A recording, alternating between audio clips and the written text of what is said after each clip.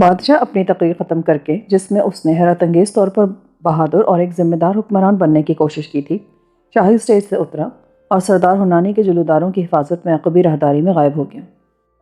جب تک بادشاہ ایوان کا آخری دروازہ عبور نہ کر جائے اور نقارے کی ضرب اس کی واپسی کا اعلان نہ کر دے، کسی شخص کو دربار سے نکلنے کی اجازت نہ تھی۔ اس کے جاتے ہی لوگ مصری سفیر کی دہشت انگیز باتوں پر گفتگو کرنے لگے۔ بعض کا خیال تھا شاہ بنو نے آج جس جرأت کا مظاہرہ کیا اور جس لہجے میں بات کی، اس سے ظاہر ہوتا ہے خاندان بخت نصر میں وہ روح جلال پھر واپس آ رہی ہے جس نے نصف صدی پیشتر ایشیا کے اس خطے پر ایک زلزلہ طاری کر دیا تھا۔ مہرتاب بھی اس ہجوم میں لوگوں کی باتیں سنتا رہا، حتیٰ کہ نقارے کی ضرب سن کر لوگ دروازوں کی طرف لپکے، لیکن میر معظم مینتھو سے بات چیت میں مصروف تھا۔ اس نے سوچا یہ موقع اچھا ہے کہ چپ چاپ نکل جائے۔ وہ لہر لے کر آگے بڑھا کہ ناگہاں عقب سے ایک ہاتھ اس کے کندھے پر آیا۔ پلٹ کر دیکھا تو اساگیلا کے دفتر خفیہ کا سربراہ سردار ریموت اس کے سامنے کھڑا تھا، اور پورے بابل میں یہی وہ واحد شخص تھا جس سے بچنے اور ہوشیار رہنے کی بطور خاص اسے تاکید کی گئی تھی۔ ریموت نے خود ہی اپنا تعارف کرایا، حالانکہ مہرتاب تعارف کے بغیر ہی اسے جانتا اور پہچانتا تھا۔ وہ اس شہر میں موت کا فرشتہ تھا اور لوگ اس کے سائے سے بھی بھاگتے تھے۔ مہرتاب نے محسوس کیا اس کی آنکھیں چاہے بابل سے زیادہ گہری اور خوفناک ہیں۔ موت کا سایہ ہم کلام ہوا۔ صاحبزادے، موبد ایکور میں اگر تم نے نیرکل کو اپنی رہائش گاہ کا پتہ لکھوا دیا ہوتا تو کل رات میرے آدمیوں کو تمہاری تلاش میں بھٹکنا نہ پڑتا۔ اس شہر میں کوئی بھی نہیں جانتا کہ تم کہاں رہتے ہو۔ سردار ریموت، بعض آدمی غائب رہنے کے باوجود ہر جگہ موجود ہوتے ہیں۔ ریموت نے چونک کر دیکھا اور اس کی شخصیت پر پڑا ہوا ایک پردہ اٹھاتے ہوئے بولا، تمہاری رہائش گاہ کا سراغ تو نہیں مل سکا، لیکن سنا ہے تم نے زہرہ جمال بیدخت سے پیمان محبت باندھا ہے، اور میرے لیے تمہاری یہی شناخت کافی ہے۔ بڑے خوش قسمت عاشق ہو۔ مہرتاب اس کی بات پر کچھ بے چین، کچھ مطمئن بھی تھا کہ سردار ریموت اسے ایک دیوانہ عاشق ہی سمجھتا رہے، مگر ریموت کچھ اور کہہ رہا تھا۔ میں نے یہ بھی سنا ہے کہ تم ہی وہ آدمی ہو جسے دیکھ کر مقدس گوما پھر کلام کرنے لگا، اور اس نے پیشن گوئی کی ہے کہ اس شہر میں تمہارے لیے نئے نئے واقعات، نئے نئے حادثات ظہور میں آئیں گے۔ ہاں، یہی کہا ہے گوما نے۔ تو پھر تو تم سے ملاقات ہوتی رہے گی، کیونکہ بابل میں کوئی نیا واقعہ، کوئی نیا حادثہ میری اطلاع کے بغیر رونما نہیں ہو سکتا۔ یہ کہہ کر ریموت آگے بڑھ گیا اور مہرتاب سوچتا ہوا ایک دروازے کی طرف لپکا۔ کیا سردار ریموت اسے یہی بتانے آیا تھا کہ وہ بھی اسے ایک عاشق سمجھتا ہے؟ یہ تو کوئی بات نہ ہوئی، شاید معاملہ کچھ اور ہی ہے۔ وہ اپنے ذہن میں ایک نئی پریشانی لیے ایوان بخت نصر سے باہر آ گیا اور لوگوں کے ہجوم سے کترا کر چلنے لگا، کیونکہ نہیں چاہتا تھا کہ کوئی شخص اسے روکے یا سوال کرے، مگر جس تصادم سے بچنا چاہتا تھا وہ تو راستے میں اس کا انتظار کر رہا تھا۔ سیٹا برس کے دو رویا مجسموں کے درمیان وہ چپ چاپ الگ تھلگ چلا جا رہا تھا کہ ناگہاں کوئی اجمی غلام ایک مجسمے کی اوٹ سے نکل کر جادو کے پتلے کی طرح سامنے آن کھڑا ہوا۔ مہرتاب اس کا مطلب سمجھنے سے قاصر تھا۔ غلام خود ہی سرگوشیانہ لہجے میں بولا، گستاخی معاف صاحب، اکتانہ نام ہے میرا اور میں شہزادے شمورا کا خادم ہوں۔ مہرتاب چونک کر پیچھے ہٹا اور اجمی غلام نے آگے بڑھ کر سونے کی ایک انگوٹھی جس میں قیمتی ہیرا جڑا ہوا تھا اس کے ہاتھ پر رکھ دی۔ شہزادی آپ سے ملاقات کی خواہش مند ہے، ان کا فرمان ہے آج شام اندھورا ہوتے ہی آپ ایوان ماقلوب میں تشریف لائیں۔ میں حضور کی رہنمائی کے لیے نخلستانی یوسفر کے مشرقی دروازے پر موجود رہوں گا۔ شہزادی اسی نخلستان میں آپ کی منتظر ہوں گی۔ مہرتاب پر حیرتوں کے پہاڑ ٹوٹ پڑے۔ یہ بات قطعی خلاف توقع پیش آئی تھی، مگر شہزادی کیوں مجھ سے ملنا چاہتی ہیں؟ یہ تو میں نہیں جانتا، مگر مجھے حکم دیا گیا ہے کہ ملاقات کا پیغام آپ کو پہنچانوں اور شام کے وقت نخلستانی یوسفر کے باب تھیمیا پر موجود رہوں۔ شہزادی کی انگوٹھی دیکھ کر نہ تو کوئی شخص آپ کو سگیلا میں داخل ہونے سے روک سکتا ہے اور نہ ہی نخلستانی یوسفر میں۔ یہ مہر پاس ہو تو آپ باغات معلقہ میں بھی پہنچ سکتے ہیں۔ انگوٹھی سنبھال کر رکھیں، شام کو پہنچ جائیں، اور ہاں صاحب، میرا نام اکتانہ ہے، بھولیے گا نہیں۔ یہ کہہ کر غلام تیزی سے مڑا اور فوراً لوگوں کے ہجوم میں غائب ہو گیا۔ مہرتاب حیران و ششدر کھڑا اسے دیکھتا رہ گیا، پھر سنبھلا۔ شہزادے شمورا ایک خوبصورت اور تسکین دہ نام تھا۔ وہ تو اس کی ملاقات کے بہانے تلاش کر رہا تھا، اور سردار سیسرا نے اسے باغات معلقہ میں پہنچانے کا وعدہ بھی کر لیا تھا، لیکن یہاں معاملہ ہی کچھ اور تھا، اور خود شہزادی اس کی ملاقات کے لیے بے قرار معلوم ہوتی تھی۔ یہ خوبی تقدیر تھی یا کچھ اور؟ بابل فی الواقع ایک شہر طلسمان ثابت ہو رہا تھا جہاں پلک جھپکتے ہی منظر بدل جاتے تھے۔ اس نے انگوٹھی مٹھی میں دبائی جیسے کوئی اسم اعظم ہاتھ آ گیا ہو اور تیز تیز قدموں سے باب اسگیلا کی طرف چلنے لگا۔ نخلستانی یوسفر میں گہری شام رات کے کالے اندھیرے سے گلے مل رہی تھی، اور اس تاریکی میں درخت، پودے اور سیٹا برس کے درجنوں مجسمے جو شاہی سیرگاہ کی چاروں دیواروں کے ساتھ ساتھ مقدس نگہبانوں کی طرح خاموش کھڑے تھے، سیاہی کے بڑے بڑے بے ہنگم دبوں کی شکل اختیار کر گئے تھے۔ ایوان ماقلوب کی مانند یہ سیرگاہ بھی صدیوں پرانی تھی۔ ممکن ہے 1 صدی قبل یہاں کھجور اور تاڑ کے درختوں کے سوا کوئی اور درخت نہ ہو، جس کے باعث اسے نخلستان یوسفر کہا جاتا تھا۔ مگر بخت نصر کے عہد اقبال میں جب اس کی عجمی ملکہ ایمتین کی خواہش پر بابل کو شہر باغات بنا دیا گیا تو قسم قسم کے غیر ملکی درختوں اور پودوں سے اس نخلستان کو بھی گلستان میں تبدیل کر دیا گیا، لیکن نام تبدیل نہیں کیا گیا۔ 1.5 کلومیٹر کے رقبے میں پھیلا ہوا یہ باغ رات کے کالے اندھیرے میں عجیب منظر پیش کر رہا تھا۔ وقت دبے پاؤں گزر رہا تھا اور نخلستان یوسفر کا کالا گونگا اندھیرا شہر بابل کی طرح ایک چیستان بن گیا تھا۔ اچانک یوں لگا جیسے دیوی کے عقب میں سوسن اور گلاب کی جھاڑیوں کے درمیان کوئی خفیف سیاہٹ ابھری ہو، کوئی آنچل سرسرایا ہو، کسی موج ہوا نے حرکت کی ہو، اور یہ کوئی وہم یا دھوکہ نہیں تھا۔ واقعی منظر میں کچھ تبدیلی ہوئی تھی۔ ستاروں کی مدھم سے روشنی میں انلیل کے مرمری پیکر کے پیچھے ایک سایہ دھندلے غبار کی مانند آہستہ آہستہ نمودار ہوا اور بے آواز چلتا دیوی کے سامنے سے گزرتا چبوترے کی سیڑھیوں کے پاس رک گیا۔ یہ نسوانی سایہ تھا۔ رات کے وقت کوئی معمولی عورت شاہی نخلستان میں اس طرح نمودار نہ ہو سکتی تھی، اور وہ کوئی معمولی عورت تھی بھی نہیں۔ ایک اضطراب گیر لمحے کے بعد ناگہاں خاموش فضا تالی کی آواز سے مرتعش ہوئی۔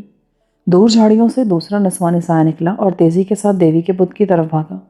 یقیناً وہ کوئی کنیز یا خادمہ تھی جو اپنے مالکن کے حکم کی تعمیل کے لیے بھاگی تھی۔ ابھی وہ چبوترے کے سامنے پہنچ کر سرنگوں بھی نہ ہوئی تھی کہ باغات معلقہ میں سنی جانے والی مخصوص نسوانی آواز بلند ہوئی، جسے سنتے ہی کنیزوں اور غلاموں کے جسموں میں سنسنی دوڑ جایا کرتی تھی۔ بلا شبہ وہ آواز شہزادی شمورہ کی تھی، جس میں اضطراب، غم، برہمی تھی، اور ان تینوں کیفیتوں کے ملے جلے لہجے میں وہ کنیز سے پوچھ رہی تھی، نومی، دن سے شام اور شام سے رات ہو گئی، مگر وہ ابھی تک نہیں آیا، کیوں نہیں آیا؟ تو نخلستان یوسفر کی یہ خاموشی اور تاریکی کسی کے انتظار اور اس انتظار کی اذیت کا اظہار تھا جس سے بابل کی بااختیار شہزادی غالباً پہلی بار دوچار ہوئی تھی۔ اسے آنا تو چاہیے سرکار، وہ آئے گا، اب تو کوئی امید نہیں رہی۔ یہ بھی تو ہو سکتا ہے اسے حضور کا پیغام ہی نہ ملا ہو، یا اکتانہ نے پیغام دینے میں کوئی غلطی کی ہو۔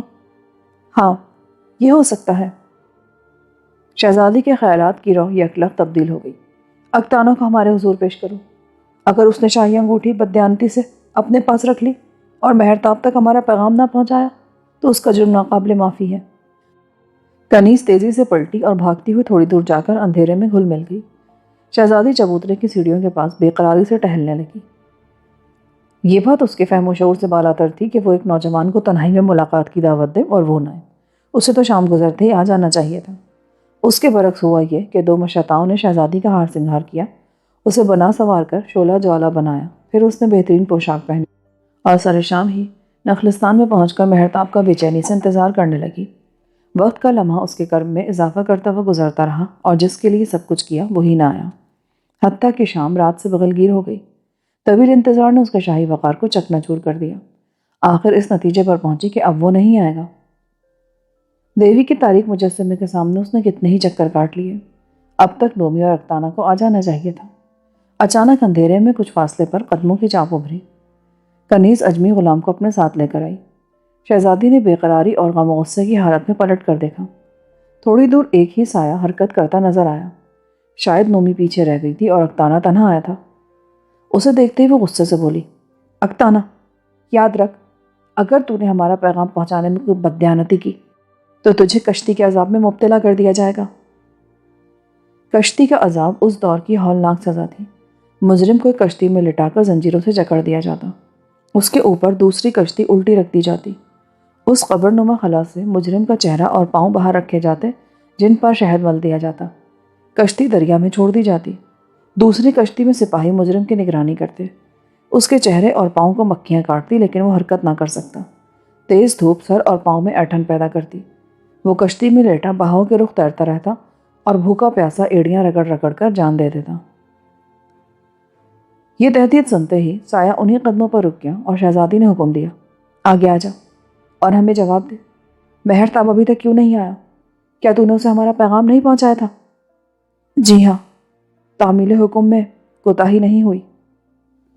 شمورا بری طرح چونکی۔ یہ اکتانہ کی آواز نہیں تھی۔ کون ہو تم؟ مہرتاب کہتے ہیں مجھے۔ مہرتاب؟ شہزادی کی آواز بدل کر یک لخت موسیقی میں ڈھل گئی اور روح کا بوجھ اتر گیا۔ آخر تم آ گئے؟ میں تو مایوس ہو گئی تھی۔ مایوسی بے یقینی کا دوسرا نام ہے۔ ہم شام سے تمہارا انتظار کر رہے تھے۔ پیغام بھیج کر انتظار تو کرنا ہی پڑتا ہے، مگر ہم انتظار کے عادی نہیں ہیں۔ مہرتاب کو اس کا حاکمانہ لہجہ پسند نہیں آیا۔ میں بھی کسی کے پیغام کا پابند نہیں۔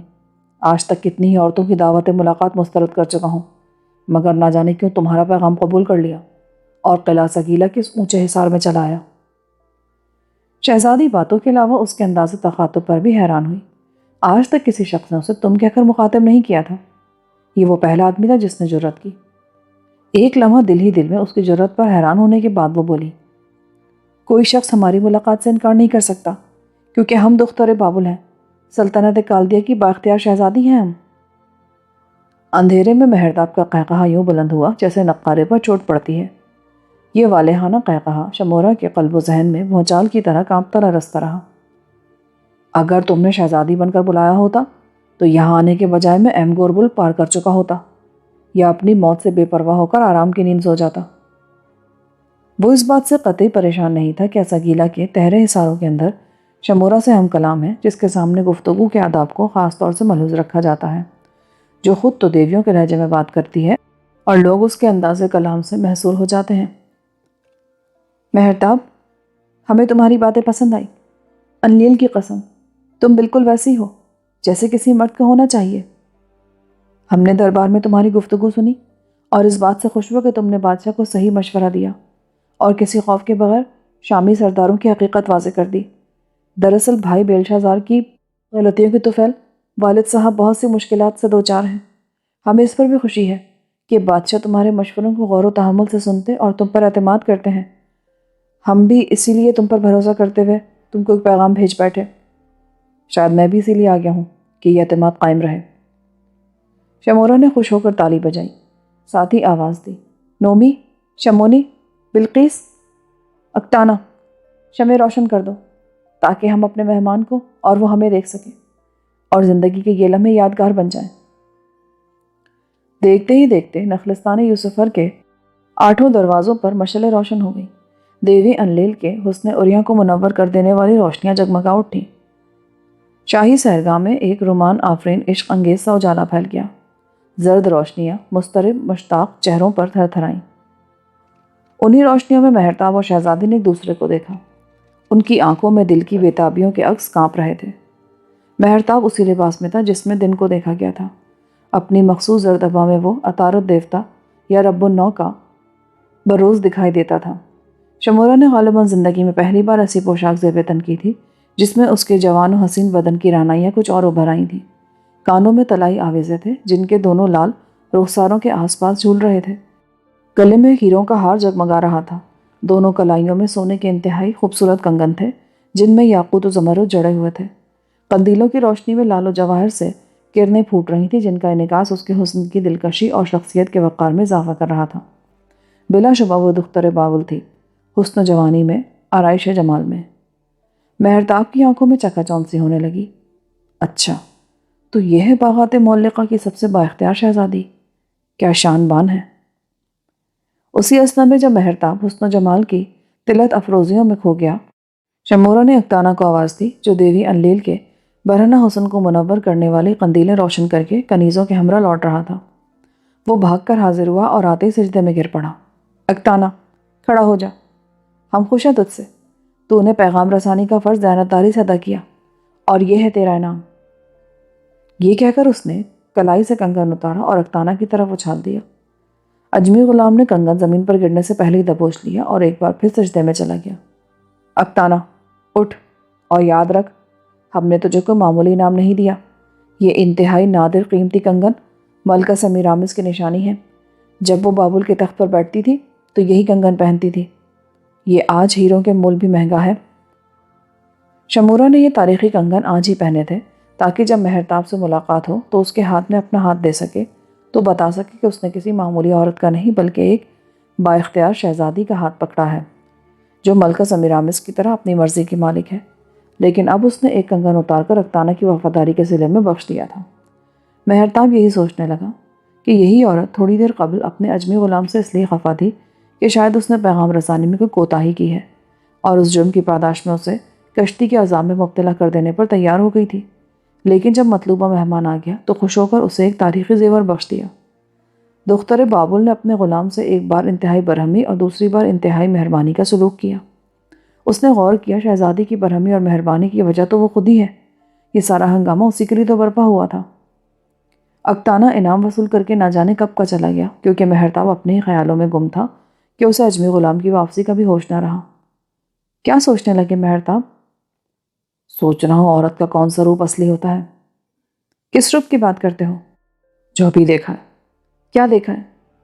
عورت غصے میں قہر اور مہربانی میں بخشش کی لہر بن جاتی ہے۔ کیا عورت کا تیسرا بھی کوئی روپ ہے؟ ہاں۔ کون سا روپ؟ محبت کا۔ محبت ہی عورت کا اصل روپ ہے اور ہم تمہیں اس کا ثبوت دیں گے۔ مہرتاب تڑپ ہی گیا۔ پھر اپنی گفتگو کا انداز بھی بدل دو۔ ہم اور تم کے لفظوں میں بہت فاصلے ہوتے ہیں۔ حالانکہ میں تمہارا غلام نہیں، تم میری مالکن نہیں۔ آج تک کسی نے شمورا سے ان لفظوں اور اس لہجے میں بات نہیں کی تھی۔ وہ خود کو دوسروں سے بالاتر سمجھتی اور دیویوں کے لہجے میں گفتگو کرنے کی عادی ہو گئی تھی۔ کیا کہا تم نے؟ میرے ساتھ شہزادی بن کر نہیں، شمورا بن کر بات کرو۔ ہم شمورا بن کر بات کریں؟ اس لیے کہ مرد کے سامنے عورت اپنے اصل روپ میں اچھی لگتی ہے۔ شہزادی حیرت پاش نظروں سے اسے دیکھتی رہی اور شاید کچھ سوچتی رہی۔ پھر حیرت و پریشانی کے سائے غائب ہونے لگے اور اس کے چہرے پر مسکراہٹ بکھر گئی۔ پھر میں تمہارے لیے شہزادی نہیں، صرف شمورا ہوں۔ 7 منزلہ باغات معلقہ کی سب سے بااختیار عورت ایک ہی جھٹکے میں اپنے آسمان کو چھوڑ کر زمین پر اتر آئی۔ آج تک سب لوگ دیویوں کی طرح میری پرستش کرتے رہے، تم پہلے آدمی ہو جس نے مجھے عورت سمجھا۔ میرے نزدیک عورت دیویوں سے زیادہ اہم ہے۔ وہ کیسے؟ عورت انسان پیدا کرتی ہے مگر دیویاں بانجھ ہوتی ہیں۔ تمہاری ہر بات عجیب ہے۔ دیویاں تو ہماری نجات کا ذریعہ ہیں اور اب ہماری گفتگو دیوی کے سامنے ہوگی۔ اس کے ساتھ ہی وہ انلیل کے مجسمے کی طرف مڑ گئی۔ مہرتاب نے بھی پلٹ کر دیکھا تو دیکھتا ہی رہ گیا۔ اس نے ابھی تک انلیل کی طرف توجہ ہی نہیں دی تھی، صرف شمورا کو دیکھا تھا۔ اب جو نظر اٹھائی تو سرتاپا برہنہ دیوی سامنے کھڑی تھی اور گلابی مرمر کا بت جو قندیلوں کی روشنیوں میں چمک دمک رہا تھا سنگ تراشی کا ایک ایسا حسین شاہکار تھا جس کی مثال دین اسلام میں شاید ہی کہیں مل سکے۔ ہندوستان، مصر، شام، یونان کسی دیوی کے حسن و شباب کا ایسا نمونہ پیش کرنے سے قاصر تھے۔ مہتاب برہنہ دیوی کے نظارہ جمال میں ایسا کھو گیا کہ شہزادی کی رفاقت کا بھی احساس نہ رہا، لیکن فوراً ہی چونکا کیونکہ شمورا دیوی کے سامنے آنکھیں بند کیے کھڑی تھی۔ اے مقدس انلیل، جو دلوں کے بھید جانتی اور محبت کرنے والوں پر نظر کرم رکھتی ہے، میں شمورا بنت بنونید تیرے حضور اقرار کرتی ہوں کہ اپنی محبت مہرتاب کے لیے وقف کر دوں گی جو مجھے مردوں میں سب سے زیادہ محبوب ہے۔ اب تم بھی دیوی کے سامنے عہد کرو کہ تم میرے ساتھ کبھی بے وفائی نہیں کرو گے۔ مہرتاب کے قلب و ذہن پر بجلیاں سے کون گئیں۔ یہ سب کچھ قطعی غیر متوقع تھا جو آنن فانن میں پیش آ گیا۔ وہ کسی نئے اقرار محبت کے لیے تیار نہ تھا۔ بے شک شمورا جو اس میں غیر معمولی دلچسپی لے رہی تھی ایک ایسی محبت کا عنوان تھی جو اس کے مقصد کی تکمیل کا ذریعہ بن سکتی تھی۔ وہ اس کے ذریعے سب کچھ حاصل کر سکتا تھا، مگر وہ تو بابل میں آتے ہی اس یگانہ اثر عورت سے ٹکرا گیا تھا جس سے دور رہنے کی اسے ہدایت کی گئی تھی۔ اس سے پیمان محبت بھی باندھ چکا تھا۔ بے دخت یا شمورا، شمورا یا بے دخت، دونوں میں سے کسی ایک کا انتخاب کرنا تھا، پر انتخاب تو وہ کر چکا تھا۔ اب اسے صرف امتحان سے گزرنا تھا جس میں شہزادی نے اسے ڈال دیا تھا۔ چپ کیوں ہو گئے مہرتاب؟ دیوی کے سامنے عہد کرو نا۔ اب ان باتوں کا وقت نہیں آیا۔ شاید اسے اظہار مطلب کے لیے الفاظ نہیں مل رہے تھے، مگر یہی جواب شہزادی کو حیران کر دینے کے لیے کافی تھا۔ یہ نہ تو انکار تھا نہ اقرار، نہ ہاں تھی نہ نہ۔ کیا اقرار محبت کے لیے کسی وقت کی ضرورت ہوتی ہے؟ نہیں، پھر بھی یہ ہماری پہلی ملاقات ہے، اور پہلی ملاقات میں بہت سی باتیں ادھوری رہ جاتی ہیں۔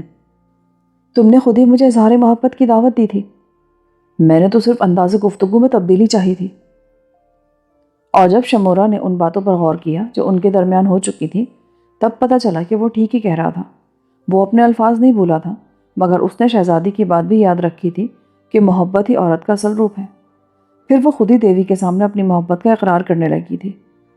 ٹھیک ہے، مہرتاب نے مجھے اظہار محبت کی دعوت نہیں دی، لیکن میں تجھ سے محبت کرتی اور چاہتی ہوں کہ وہ ساری دنیا کو چھوڑ کر صرف میرا ہو جائے۔ آخر اسے اعتراض بھی کیا ہو سکتا ہے؟ جب میرے پیغام پر یہاں تک آ گیا تو اقرار محبت کیوں نہیں کرتا؟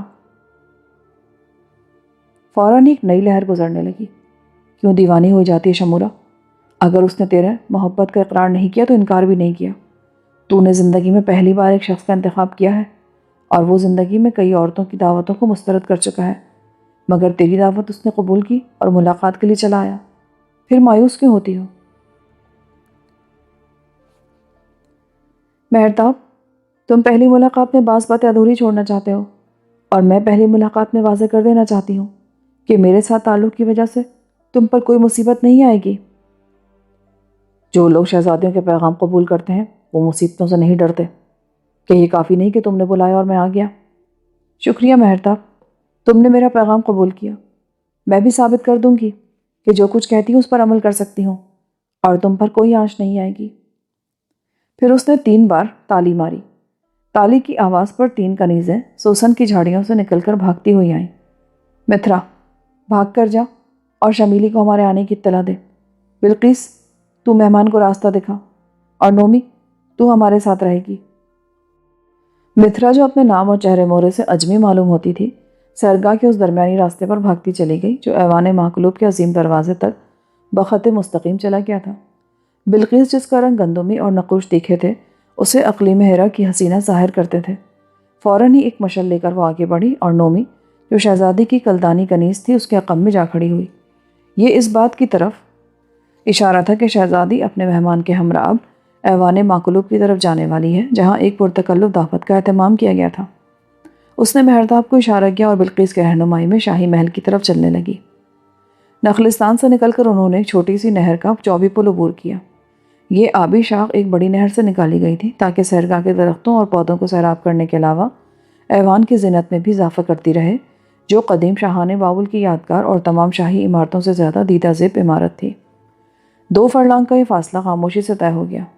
ایوان کے بلند و بالا دروازے کی ڈیوڑی میں متعدد کلدانی زراپوش نظر آئے جو بڑے بڑے نیزے تھامے بادب کھڑے تھے، لیکن مہرتاب تو اس مہیب و عظیم دروازے کی دائیں جانب مربع چبوترے پر گلابی مرمر کے ایک حسین و دلکش نسوانی پیکر کو دیکھ کر ٹھٹک گیا، جو کسی دیوی کسی شان کے ساتھ کھڑا تھا۔ یہ مجسمہ کسی دیوی کا نہیں بلکہ دختر بابل شہزادی شمورا کا تھا، جس کے مرمری بدن پر شاہی لباس بھی اسی چابک دستی سے تراشا گیا تھا کہ تمام خطوط بدن نمایاں ہو گئے تھے اور نقل پر اصل کا گمان ہوتا تھا۔ مہرتاب اس مجسمے کو دیکھ رہا تھا۔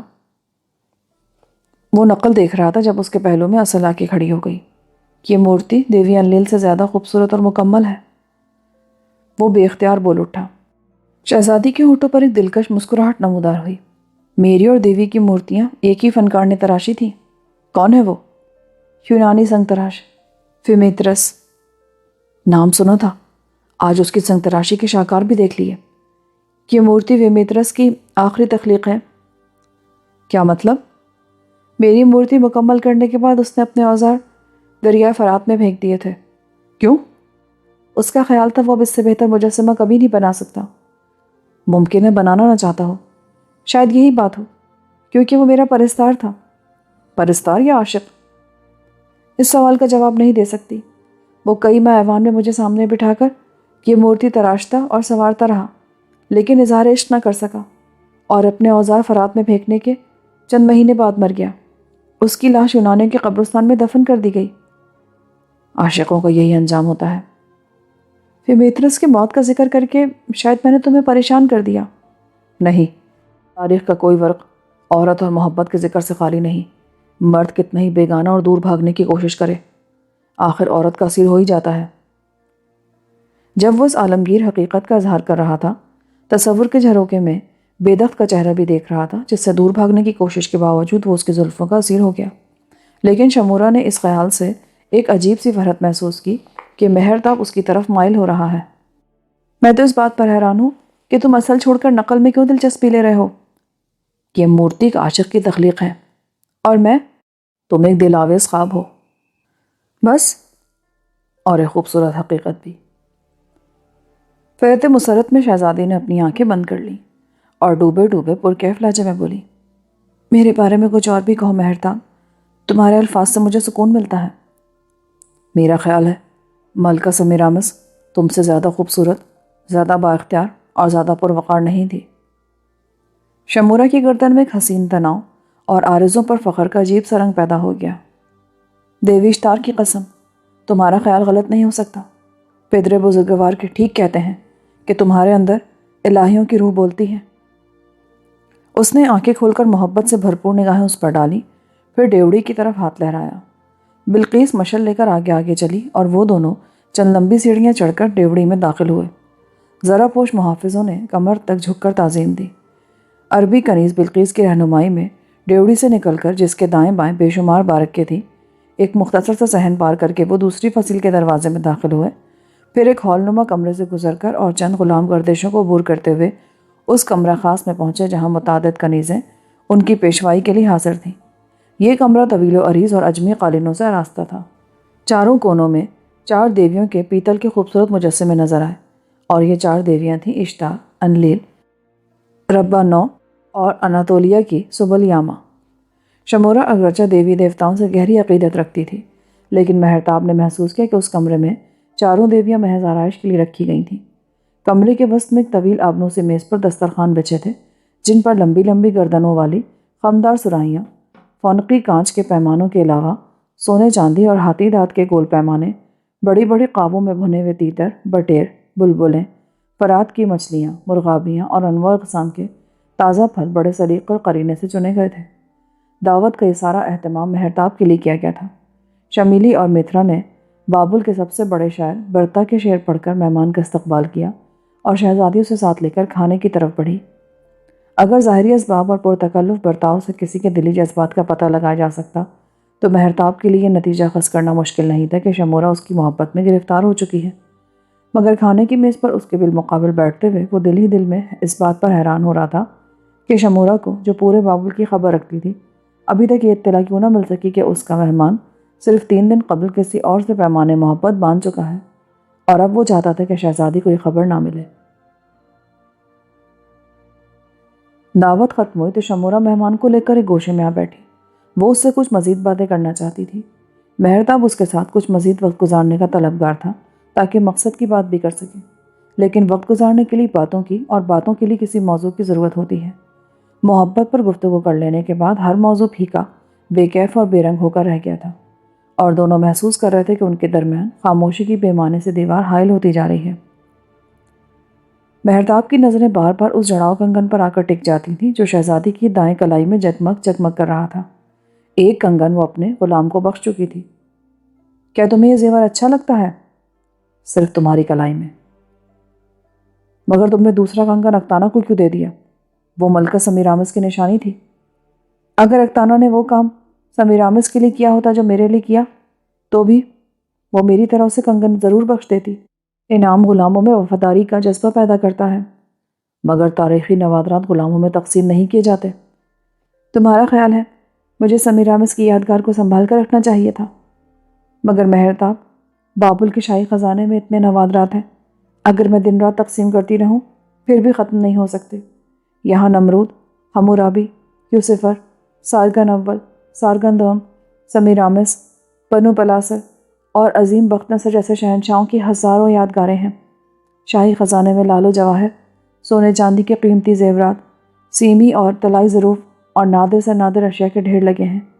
ایوان ماقلوب کے تہخانے ان بے شمار سلطنتوں کے خزانوں اور حکمرانوں کے تخت و تاج سے بھرے پڑے ہیں جنہیں شاہان بابل نے شکستیں دیں۔